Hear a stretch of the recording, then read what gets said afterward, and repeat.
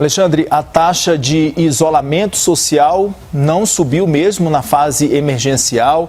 Essa deve ser uma das razões aí pela adoção de medidas mais restritivas, da expectativa de adoção de medidas mais restritivas. Na sua opinião, ainda não deu tempo das pessoas se acostumarem a essa nova fase ou vai ser difícil mesmo manter as pessoas, a maioria das pessoas em casa após um ano de pandemia aqui? Sabe por quê? O governador fala orientado pela ciência. Eu desconheço que lockdown seja orientação científica comprovada, né? Tá cheio de coisa aí que não tem orientação científica comprovada. Está se tentando para ver se funciona. Inclusive vacinas, as duas que estão licenciadas aqui são experimentais, licenciadas experimentalmente.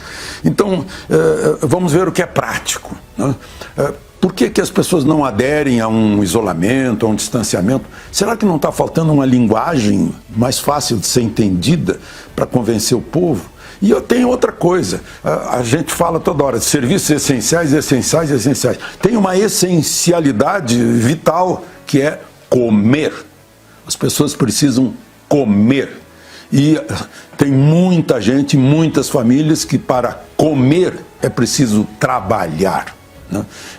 Se ficar em casa significa não abastecimento do estômago. Então, é uma coisa complicada. Então, talvez faltasse uma linguagem melhor para se entender com o povo, para adotar medidas que não afetem a necessidade de comer, né? Mas que façam com que as pessoas se mantenham a uma distância segura, né? Usando medidas de higiene seguras, né?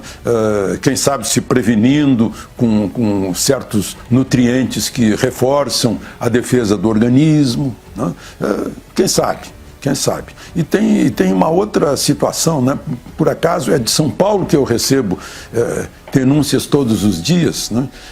Do interior de hospitais de referência. Eu tenho recebido, sim, né? Eu não uso aqui porque, não sei, tem que haver comprovação, a gente não sabe se tem algum fundo político ou não, né? Mas falam de bate-cabeça, de pessoas morrendo, tendo parada cardíaca sem serem reanimadas, de informação que a pessoa está comendo e bebendo e não está comendo e bebendo, de pessoas que são mandadas para casa em estado grave, né, esperando lá com a tal de dipirona, né? Mesmo pessoas entre os próprios profissionais de saúde, casos lamentáveis, né? Enfim, tomara que é uma das obrigações do Ministério Público cuidar da saúde, né? Cuidar do preceito constitucional que diz que saúde é dever do Estado e direito de todos e dar uma olhada nisso. Não tem como a gente entrar num hospital público de referência e ficar acompanhando assim como um ser invisível, né, essas coisas acontecendo, por isso, mas de qualquer maneira é algo que fica um alerta a respeito dessa situação, porque a gente olha o número de mortes, puxa, ninguém morreu por acaso, né? Teve uma causa da morte, ou às vezes muitas causas que contribuíram para um triste desfecho, né? A situação é séria, não dá para ficar pensando em eleição do ano que vem, nem em política, nem em burocracia e coisas assim. Eu acho que tem que ser mais pé no chão, mais realista, mais beira da cama ou porta da casa do trabalhador para saber como é que é a vida. E, Alexandre, Dória está comprando uma briga política ao adotar medidas sanitárias defendidas ali pela sua equipe de saúde. Qual o impacto para o governador de São Paulo? Eu acho que o impacto até já foi, né, dentro do seu próprio partido. Se é que você está me perguntando sobre o impacto político eleitoral, parece que ele já está empatado com o Amoedo, né? Enfim, o partido quer outro candidato à presidência, né?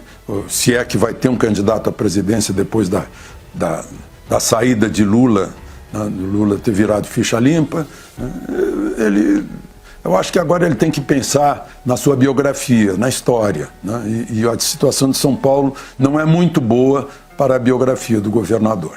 São Paulo foi onde começou primeiro caso foi lá em São Paulo, e São Paulo hoje é o pior caso do Brasil, né? E é o estado mais rico, mais adiantado, digamos assim, de mais pujança econômica. Então é de se parar para pensar, puxa, tivemos um ano para tentar evitar hospitalizações, né? Que o problema é esse, é quando se dá tempo ao vírus, esse coronavírus, quem conhece sabe que ele não pode ter 3 dias de espera para o resultado do teste. Não pode. Em 3 dias ele é apressado e vai para os pulmões, né? Inflama, causa trombos, né? Então, tivemos um ano para pensar sobre isso. Pensar sobre o básico que se aprende numa escola de medicina, né? Que não se pode deixar uma doença se agravar para então tratá-la, né? Então, houve tempo de pensar nessas coisas. E houve tempo de reavaliar medidas que deram certo ou não deram certo. Teve um ano para isso.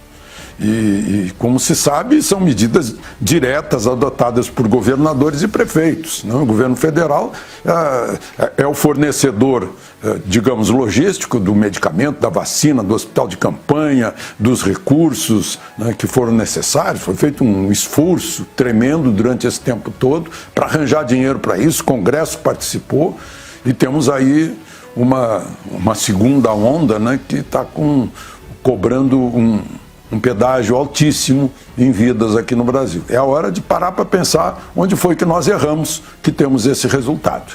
Aliás, tem resultados assim na Inglaterra, né, enfim, em países europeus que estão com problemas de vacinação também, muito sérios, né, de demora nas vacinas e tal.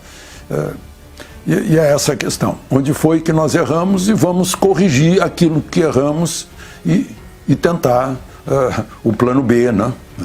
Se é que temos. Era exatamente desse ponto que eu queria tocar com você, Alexandre, porque o país segue batendo aí recordes de mortes, né? O que nós não aprendemos, Alexandre, depois de um ano de pandemia no Brasil?